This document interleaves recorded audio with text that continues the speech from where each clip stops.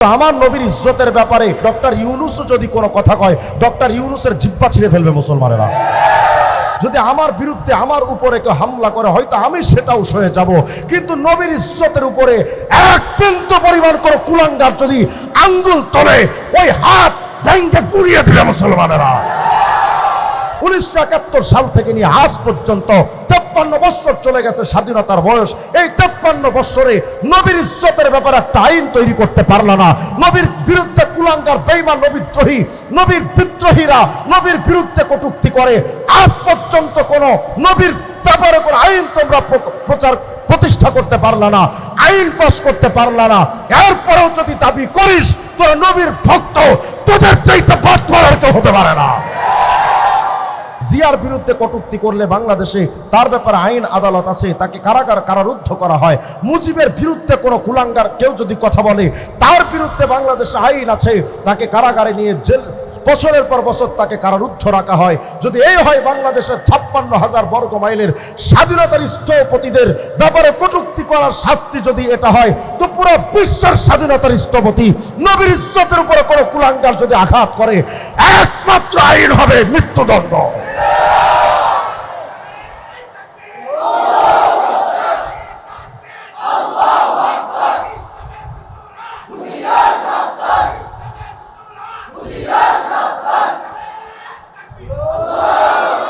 আরে আল্লাহ তার হাবিবকে কতটা সম্মান দিয়েছেন, কত ভাবে সম্মান দিয়েছেন আল্লাহ তার হাবিবকে। আল্লাহ পাকের আয়াত, আল্লাহ একদিন আয়াত নাজিল করলেন, নবী গো জিবরিল আমিন আসছেন, এসে বলছেন ইয়া রাসূলুল্লাহ আল্লাহ আয়াত দিয়েছেন। কি আয়াত বলো? আল্লাহ বলেছেন ও নবী রাফা'না লাকা যিকরাক, আপনার শান, আপনার মান, আপনার ইজ্জত, আপনার দাম আল্লাহ পাক অনেক অনেক অনেক অনেক উপরে উঠাবেন। আসতে বলেন সুবহানাল্লাহ। তো জিবরিল আমিন বলছেন নবী জানেন ওয়া কাইফা রুফিয়াত, আপনার এই সম্মান কিভাবে উপরে উঠানো হবে আপনি জানেন? হযরত রাসূল বলছেন না জিবরিল আমি তো জানি না। আল্লাহ পাক সাথে সাথে জিবরিলকে বললেন জিবরিল আমার হাবিবুল্লাহ মুহাম্মদকে জানায়া দাও আমি আল্লাহ তার সম্মানটা অনেক অনেক উপরে উঠাবো। তার অর্থ আই ইদা যুকিরতু যুকিরতা মাই, ও নবী আমি আল্লাহর নাম যেখানে যেখানে উচ্চারিত হবে সেখানে সেখানে আপনি মুহাম্মদের নামও উচ্চারণ হতে থাকবে। দেখেন তো কোন কোন জায়গায় আছে, শুধু একটা ছোট্ট উদাহরণ শুনেন। আল্লামা কাসতালানী রাহিমাহুল্লাহ একটা কিতাব লিখেছেন আল মাওয়াহিবুল লাদুনিয়া।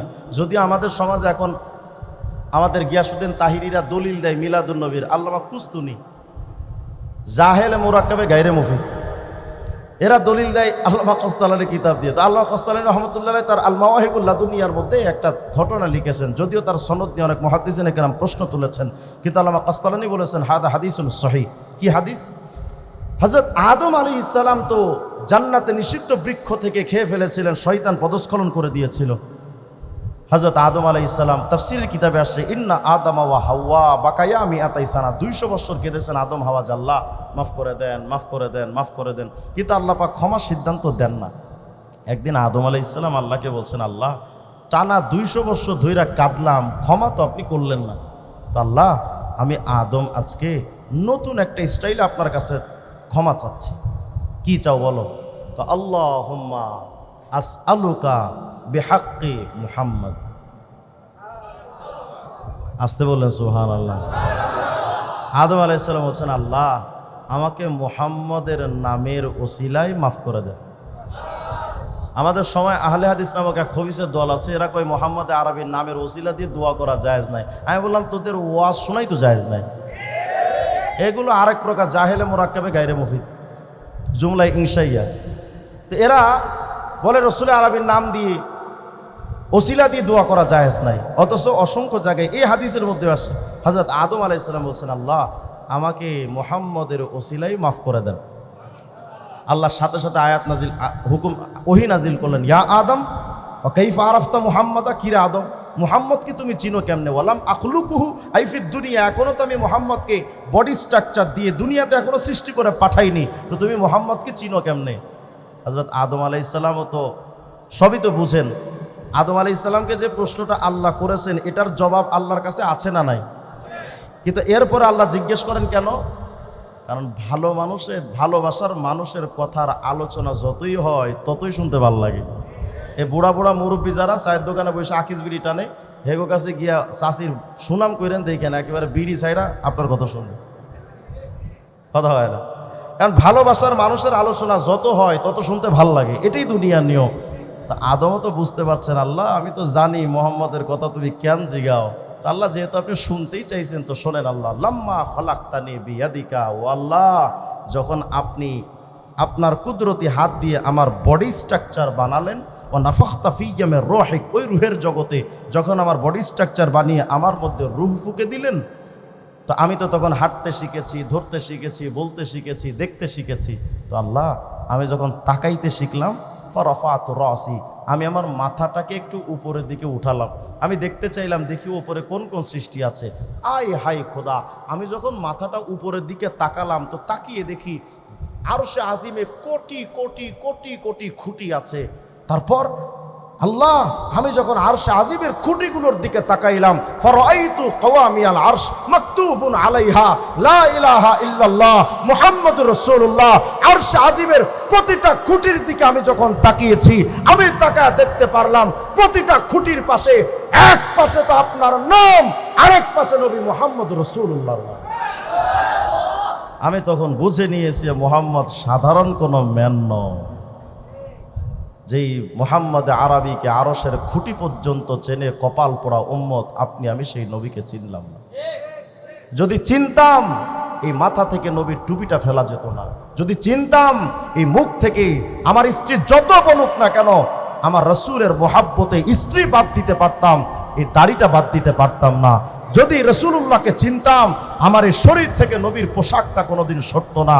হাই উম্মতে মুহাম্মাদি, আল্লাহ তাআলা আপনার আমার নবীকে এতটা মহব্বত করতেন, এতটা মহব্বত করতেন। জামে তিরমিজির 2616 নম্বর হাদিসটা তালাশ করে দেখেন। রাসূল আরবি আলাইহিস সালামের আপন চাচাতো ভাই রঈসুল মুফাসসিরিন হযরত আব্দুল্লাহ ইবনে আব্বাস রাদিয়াল্লাহু আনহু, তার থেকে হাদিসটা বর্ণিত। তিনি বলেন, আমরা একদিন মসজিদে গেলাম, রাসূল আরবি আলাইহিস সালাম আসবেন, তার কথাবার্তা শুনবো। কি বিরক্ত হচ্ছে না তো আপনারা? একটু মনোযোগ দিন। তো রাসূল আরবি আলাইহিস সালাম সাহাবায়ে কেরাম বসে আছেন, ইয়াংতাজিরুনা, নবীজির অপেক্ষায় যে কখন নবীজি আসবেন, দিনই কিছু নসিহা করবেন, আমরা মন ভরে শুনবো। কিন্তু হুজুর আকরাম আলাইহিস সালাম আসতে দেরি হচ্ছে। তো সাহাবায়ে কেরামের একটা অভ্যাস ছিল, যদি তারা অবসর কোনো টাইম পেতেন তো সাথে সাথে কিছু দিনই মুজাকারা করতেন, দিনই আলোচনা করতেন। তো সাহাবায়ে কেরাম যখন দেখছেন নবীজির আসতে দেরি হচ্ছে, তো এক সাহাবী দাঁড়িয়ে ভাবতেছেন একটু দিনই কথা কই। একজন দাঁড়ায় বলছেন, এই সাহাবীরা শোনো। কি সমস্যা? ইন্নাল্লাহ ইত্তাখাযা মিন খালকিহি খলিলা ইত্তাখাযাল্লাহু মিন ইব্রাহিমা খলিলা। সাহাবীরা জানো, সমস্ত সৃষ্টি জগতের ভেতরে আল্লাহ পাক একজনকে বাছাই করে তাকে বানিয়েছেন খলিলুল্লাহ, তিনি আর কেউ না, তিনি হযরত ইব্রাহিম। তো কল্পনা করো তো ইব্রাহিম কত দামি নবী। তো অপরজন বলে, হ্যাঁ আসলেই তো পুরা সৃষ্টি জগতের মধ্যে ওয়ান পিস খলিলুল্লাহ ইব্রাহিম, নিশ্চয়ই তিনি দামি। আর একজনকে, আচ্ছা আচ্ছা তাহলে এটাও শোনো, যদি সমস্ত সৃষ্টি জগতে একজন খলিলুল্লাহ হলে তিনি দামি হন, তা আদম ইস্তাফাহুল্লাহ, আদমকে তো আল্লাহ নিজে নির্বাচিত করেছেন, তা আদম তো সফিউল্লাহ। তো খলিলুল্লাহ একজন হলে যদি দামি হয়, সফিউল্লাহ তো একজন, তিনি আদমও তো দামি। আরেকজন কহা, তাও কথা ঠিক, তুমি খারাপ বলোনি, কিন্তু এটাও তো ঠিক। ফামুসা কাল্লামাহু তাকলিমা, মুসার সাথে তো আল্লাহ নিজে কথা বলতেন, অন্যদের সাথে আল্লাহ জিব্রাইলের মাধ্যমে কথা বলতেন, কিন্তু মুসার সাথে আল্লাহ ডাইরেক্টলি কথা বলতেন। তো মুসা তো কালিমুল্লাহ নাজিউল্লাহ, তো মুসাও তো দামি। আরেকজন কহা, তাও ঠিক, কিন্তু ভেবে দেখলাম যে ঈসাও কিন্তু কম না। কেন? ফাইসা কালিমাতুল্লাহ রূহ, ঈসা তো রূহুল্লাহ উপাধি পেয়েছেন, মানে আল্লাহর আত্মা উপাধি পেয়েছেন। তিনি আল্লাহর কতটা প্রিয় যে আল্লাহ নিজে বলেছেন আমার আত্মা। সুবহানাল্লাহ বলে না? তো ঈসাও তো কত দামি। হুট করে ওখানে আমাদের রাসূল আসলেন, এসে বলছেন, সাহাবীরা ফাসামিয়া মা ইয়াতাদা, কারণ সাহাবীদের আলোচনা শুনলেন, শুনে বলতেছেন, এই সাহাবীরা তোমরা দেখতেছি আদমের প্রশংসা করো, ইব্রাহিমের প্রশংসা করো, মুসা ঈসার প্রশংসা করো। হ্যাঁ, যাদের প্রশংসা তোমরা করছো নিশ্চয়ই তারা অনেক দামি, তবে শোনো, আদম তো সফিউল্লাহ, ইব্রাহিম তো খলিলুল্লাহ, মুসা তো কালিমুল্লাহ, ঈসা তো রূহুল্লাহ, কিন্তু আমি হাবিবুল্লাহ। মা মানাল হাবিব, হাবিব মানে কি? হাবিব কাকে বলে? ওলামায়ে কেরাম এখানে আছেন, আরবি অভিধান লুগাতটা খুলে দেখেন। আল হাবিব বামান আল মাহবুব, আল্লাহ বোঝাতে চান নবী গ সফিউল্লাহ আদম, খলিলুল্লাহ ইব্রাহিম, কালিমুল্লাহ মুসা আর রূহুল্লাহ ঈসা। নবী যে যাই হোক না কেন সবাই কিন্তু আমি আল্লাহরে খুশি করতে পাগল পাড়া। যেন আল্লাহ বুঝাতে চাচ্ছেন, নবী জানেন আদম সফিউল্লাহ ঠিক, কিন্তু এই আদম 200 বছর কেঁদেছেন টানা, টার্গেট একটা, আমি আল্লাহকে খুশি করা। খলিলুল্লাহ ইব্রাহিম খলিল ঠিক, কিন্তু আমি আল্লাহকে খুশি করার জন্য নমরুদের আগুনে ঝাঁপ দিয়েছেন খলিলুল্লাহ ইব্রাহিম। নিজের সন্তানকে পর্যন্ত জবাই করতে উদ্যত হয়েছিলেন খলিলুল্লাহ ইব্রাহিম। টার্গেট ছিল একটা, আমি আল্লাহকে খুশি করা। নীল দরিয়ায় ঝাঁপ দিয়েছিলেন কালিমুল্লাহ মুসা, টার্গেট একটা, আমি আল্লাহকে খুশি করা। নিজের জীবনকে উৎসর্গ করতে প্রস্তুত ছিলেন রূহুল্লাহ ঈসা, টার্গেট একটা, আমি আল্লাহকে খুশি করা। আল্লাহ বুঝাতে চাচ্ছেন, ও আমার হাবিব, সফিউল্লাহ বলো, খলিলুল্লাহ বলো, কালিমুল্লাহ বলো, রূহুল্লাহ বলো, নবী সবাই তো আমি আল্লাহকে খুশি করতে পাগল, কিন্তু আমি আল্লাহ ঘোষণা দিচ্ছি, ওয়ালা সাউফা ইউতিকা রাব্বুকা ফাতারদা, নবী আমি আল্লাহ নিজে তোমারে খুশি করতে চাই। কে খুশি করতে চান? আপনি আমি যখন দাড়িটা কাটি তখন নবী তো বেশ খুশি হয়ে যান। খুশি হন? খুশি হন? যখন নবীর সুন্নাত জীবন বাদ দিয়া নিজের মন মতো শয়তানের ওয়াসওয়াসা ধোকায় পড়ে বেঈমান বিধর্মীদের কালচারকে নিজের মধ্যে আমি আবিষ্কার করছি, তখন এই তথ্য যখন ফিরিস্তারা নবীজির রওজায় কারগুজারি পৌঁছায় তখন তো নবীজি বেশ খুশি লাগে, তাই না? তাহলে কেন আমরা জীবনটা পরিবর্তন করার চেষ্টা করছি না? ভাইরা, যত বড় আপনি আমি দামি মানুষ হই না কেন, শিক্ষিত হই না কেন, যোগ্য হই না কেন, পদ পদবিতে অনেক ঊর্ধ্বে থাকি না কেন, সুন্নতি জীবন ছাড়া কোনো মানুষের জীবন আলোকিত জীবন হতে পারে না। একমাত্র আলোকিত জীবন হলো তার, সে হয়তো রিক্সাওয়ালা, হয়তো ভ্যানওয়ালা, দিনমজুর, কুলি বা মুচি বা মেথর, যাই হোক না কেন, সুন্নতি জীবন নিয়ে যেই চলবে সে আসমানের ফিরিস্তাদের কাছে দুনিয়ার তারকার নাই ঝলমল করতে থাকবে। সুন্নতি জীবন ছাড়া কোনোদিন সফলতার রাস্তা পাওয়া যায় না। নবীর মহব্বত আর ভালোবাসা বিনে কোনো মানুষ সত্যিকারের উম্মত হতে পারে না। আশ্চর্য ব্যাপার হলো, আমাদের বাংলাদেশে 53 বছরের যত সরকার এসেছে সবাই দেখবেন নির্বাচনের আগে আমাদের কাছে এসে বলবে যে ভাই আমাকে আল্লাহ রসুলের নামে একটা ভোট দিয়েন। কথা কয় না? তার মানে ওরা ক্ষমতায় যাওয়ার আগে রসুলের নাম ব্যবহার করে। যদিও আমাদেরকে ধর্ম ব্যবসায়ী বলে, কিন্তু সত্যিকারের ধর্ম ব্যবসায়ী তারা ইলেকশনের আগে মুখটা একেবারে পুরা তো সুকুমারের মতো সফান সফা, কিন্তু পত্রিকার পোস্টারের মধ্যে যখন ছবি টানায় তখন একেবারে নামের শুরুতে আলহাজ দিয়া এমন হাত তুইলা দোয়া কইরা, এরা সত্যিকার অর্থে ধর্ম ব্যবসায়ী। এরা এসে আমাদের কাছে বলবে আমি রসুলকে খুব ভালোবাসি, আমি নবী ছাড়া কোনো কিছু বুঝি না। এই যে ফজু পাগলা একটা দেখছেন, যখন সব তারে ত্যাগ করে দিছি এখনও কয় আমি রসুলের মহব্বতের সুন্নিদেরকে ভালোবাসি। কত বড় বাটপার, চিন্তা করছেন?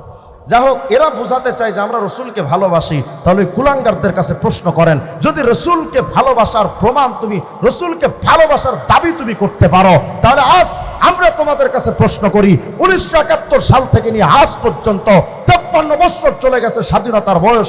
এই 53 বছরে নবীর ইজ্জতের ব্যাপারে একটা আইন তৈরি করতে পারল না।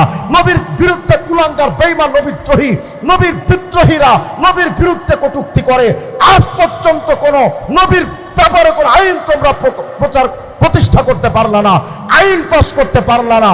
এরপরেও যদি দাবি করিস তোরা নবীর ভক্ত, তোদের চাইতে বাদ পড়ার কেউ হতে পারে না।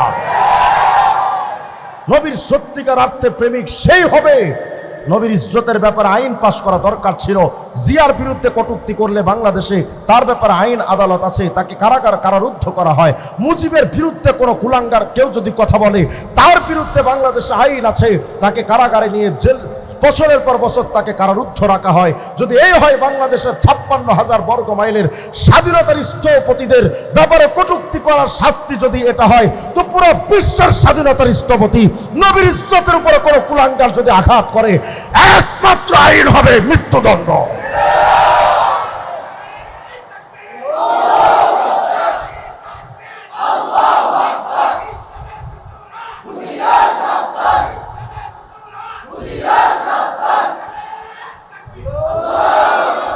তবে এরা আইন করবে না, এটা আমরা কনফার্ম। এদের দ্বারা আইন হবে না। তো আইন যদি না হয় কি হবে বলেন? আমার নবীর খুব ক্ষতি হবে তো নাকি? 1400 বছর যাবৎ কত বড় বড় বুদ্ধিজীবীরা চলে গেছে নবীর বিরুদ্ধে কথা বলে, সব মাটির সাথে মিশে, তাদের কবরের ঘাস গরু ছাগলও খায় না, কিন্তু আমার নবীর সম্মান কমছে না বাড়ছে? বলেন বলেন, কমছে না বাড়ছে? আরে আল্লাহই তো দায়িত্ব নিয়েছেন, আল্লাহ বুঝাতে চাচ্ছেন নবী গো আপনি আমার হাবিবুল্লাহ না, তো শোনেন গো নবী, মশরিক থেকে মাগরিব, শিমাল থেকে জুনুব, পূর্ব থেকে পশ্চিম দিগন্ত, পুরা পৃথিবীর রাষ্ট্রপ্রধান যদি আপনার ইজ্জতের হেফাজতের ব্যাপারে আইন পাশ না করে, আরে নবী বাদ দেন তো, কিচ্ছু হবে না আপনার।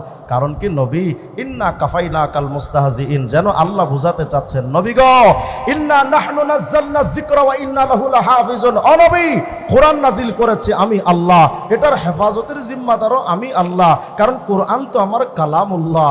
ও নবী ওয়া কাফাইনা কাল ইন্না কাফাইনা কাল মুস্তাহজিইন, নবী কালামুল্লাহ কোরআনের হেফাজত যেমন আমি আল্লাহ করব, হাবিবুল্লাহ মুহাম্মদের ইজ্জতের হেফাজতও আমি আল্লাহ নিজে করব। পুরা দুনিয়ার মানুষ যদি নবীর নিয়ে কটূক্তি করে, আমার নবীর কিচ্ছু আসে যাবে না, বরং আল্লাহ বলছেন নবী ইন্না শানি আকা হুয়াল আবতার, বরং আপনার বিরুদ্ধে যারা কটূক্তি করে তাদেরকে আমি নির্বংশ করে ছাড়বো। এমন অবস্থা হয়েছে উতবা নাম এখন মানুষ রাখে না, সাইবা নাম এখন মানুষ রাখে না, এখন আবু জেহেল আবুল হেকাম নাম পৃথিবীর কোনো মানুষ রাখে না, আল্লাহ পাক নির্বংশ করে ছেড়েছেন। সুতরাং আল্লাহ রসুলের মহাব্বত যদি কেউ করে তাহলে তার ভেতরে এই আগুনটা থাকা দরকার। আমার বাপের বিরুদ্ধে কটূক্তি করলে হয়তো মেনে নিব, আমার মায়ের বিরুদ্ধে কটূক্তি করলে হয়তো মেনে নিব, আমার সামনে আমার সন্তানকে যদি কেউ জবাই করে হয়তো আমরা সেটাও মেনে নিব, যদি আমার বিরুদ্ধে আমার উপরে কেউ হামলা করে হয়তো আমি সেটাও সয়ে যাব। কিন্তু নবীর ইজ্জতের উপরে এক বিন্দু পরিমাণ করে কুলাঙ্গার যদি আঙ্গুল তোলে, ওই হাত ভেঙে পুড়িয়ে দিবে মুসলমানেরা। এটা হলো আমাদের চেতনা হওয়া দরকার। রাষ্ট্রপ্রধানরা কি বলবে আর সরকার কি বলবে আমরা কিচ্ছু বুঝি না। নবীর ইজ্জতের উপরে যেই কুলাঙ্গার হাত দিবে হয়তো তারে সরকার প্রশাসন দিয়ে তারা গ্রেফতার করবে, নইলে একটাই শাস্তি হবে, তারা যেখানে পাওয়া যাবে জীবন্ত পুঁতে ফেলা হবে। এই ব্যাপারে সরকার আইন কি আর আদালত কি বলবে আমি কিচ্ছু জানি না, কিন্তু আমার নবীর ইজ্জতের ব্যাপারে রাষ্ট্রপতি প্রধানমন্ত্রী ডক্টর ইউনূসও যদি কোনো কথা কয়, ডক্টর ইউনূসের জিহ্বা ছিঁড়ে ফেলবে মুসলমানেরা। এটা তো আমাদের চেতনা হওয়া দরকার। নবীর ইজ্জতের ব্যাপারে কোনো কুলাঙ্গারের কোনো ধরনের কটূক্তি আমরা বরদাস্ত করতে পারবো না। মুসলমান ভাইয়েরা কথাগুলো বুঝেন, নবীকে শুধু মহব্বতের নাম। আমাদের বাংলাদেশে তো এখন নবীর মহব্বতের মানুষের অভাব নাই। শুধু 12ই রবিউল আউয়ালে কিছু মানুষ জিলাপি নিয়া কয় হ্যাপি বার্থডে টু ইয়া রাসূলুল্লাহ, কথা আছে না নাই?